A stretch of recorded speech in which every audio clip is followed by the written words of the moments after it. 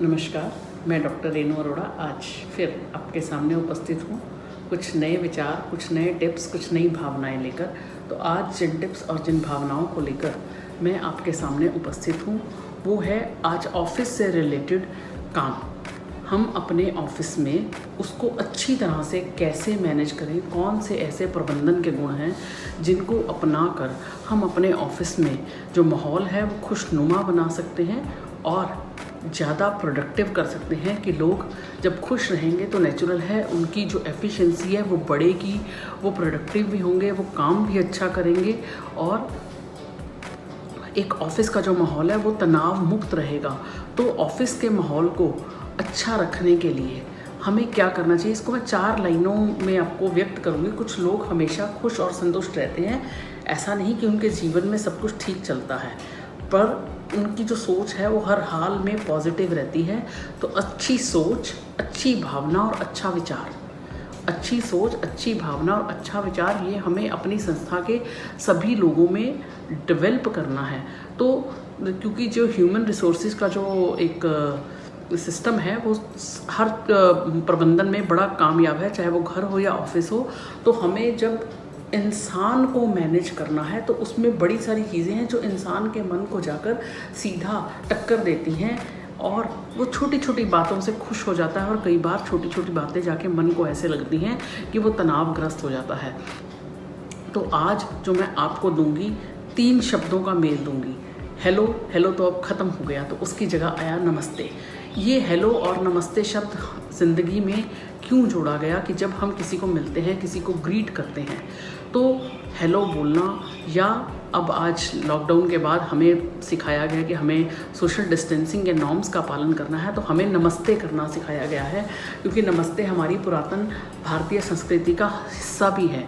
तो वो नमस्ते करना एक क्यों सिस्टम बनाया कि जब हम किसी से नमस्ते करें, उसकी आंखों में आंखें डालकर जब हम बात करें तो वो सामने वाले को समझ आए कि हाँ, ये नमस्ते जो हमें कर रहा है वो दिल से कर रहा है, ढंग से कर रहा है, ग्रीटिंग है। कोई छोटा सुबह आपको मिल रहा है, वो आपको नमस्ते कर रहा है, तो ज़रूर उसको खुशी मन से नमस्ते का जवाब दीजिए।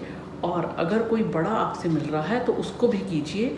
और अगर कोई आपको बाय चांस किसी ने आपको नहीं देखा तो आप उसे बुलाकर भी वो नमस्ते का करिए। तो अगर आप अपने किसी भी ऑर्गेनाइजेशन में ये नमस्ते जो सुबह आना है, चाहे कोई छोटा हो चाहे कोई बड़ा हो, और चाहे कोई छोटा हो चाहे कोई बड़ा हो, उसके साथ अगर हम ये कर रहे हैं और हमने अपने सारे कर्मचारियों में ये चीज़ें इनकलकेट कर दी कि भैया आपने अपने आप को छोटा या बड़ा नहीं कहना, सबको गुड मॉर्निंग, नमस्ते, अभिवादन, ये सब चीज़ें करके निकलना है। चाहे इसके लिए आपको अपनी संस्था में एक ट्रेनिंग क्यों ना लगानी पड़े तो लगाइए। क्यों? जब हम किसी को अभिवादन करते हैं तो हमें ये पता लगता है कि ये इंसान रोज़ ऑफिस आ रहा है या नहीं आ रहा, क्योंकि आपके लिस्ट में वो लोग जुड़ जाएंगे।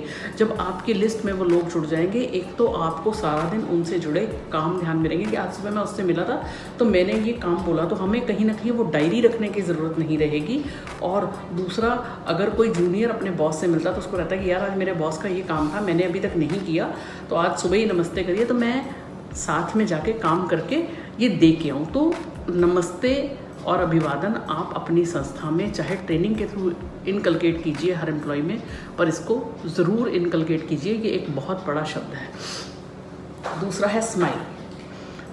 हम देखते हैं कि जब भी अगर हमने कोई फ़ोटोग्राफ भी खिंचवानी हो तो हमारा फोटोग्राफर भी क्या कहता है, स्माइल प्लीज़। तो स्माइल प्लीज़ किस लिए कि अगर हम फ़ोटो खिंचवाने के लिए अपने चेहरे पर स्माइल लाते हैं और हमारी जो फ़ोटो है वो बड़ी अच्छी आती है, तो हम ज़िंदगी भर वो अपने चेहरे पे स्माइल क्यों नहीं रख सकते, सिर्फ फ़ोटोग्राफ़र के कहने पर ही स्माइल क्यों। माना कि परिस्थितियाँ कभी हमारी फेवर में नहीं होती, पर इतनी भी ख़राब नहीं होती कि हम मुस्कुरा ना सकें। और किसी संस्थान को अगर प्रगति करनी है और उसके एम्प्लॉयज़ हमेशा स्माइल देकर काम कर रहे हैं, और वो स्माइल जब एक मन से आएगी, जब आप उनका माहौल को तनाव रहित करेंगे, तो उसका एक अलग ही आनंद, अलग ही मज़ा आएगा। एम्प्लॉय को भी मज़ा आएगा, बॉस को भी मज़ा आएगा, आउटपुट भी अच्छी निकलेगी। तो उसके लिए भी आप ट्रेनिंग सेशंस जो हैं आप ऑर्गेनाइज़ करिए, क्योंकि स्माइल कोई इंसान तभी करेगा जब वो तनाव रहित है।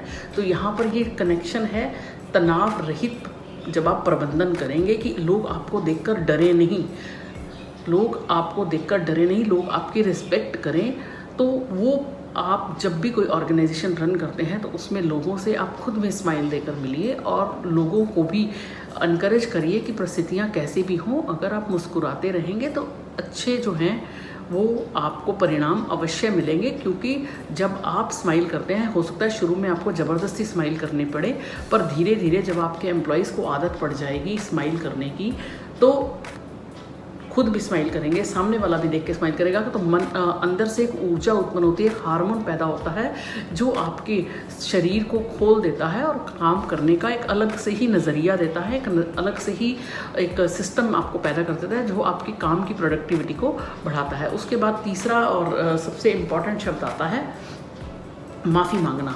हम जब एक प्रबंधन में काम करते हैं तो जब हम काम करते हैं तो कई बार क्या होता है कि लोगों को सॉरी बोलना बड़ा मुश्किल लगता है, माफ़ी मांगना बड़ा मुश्किल लगता है कि नहीं, अगर हमने माफ़ी मांग ली तो हम छोटे हो जाएंगे, हमारी तो कोई गलती ही नहीं है।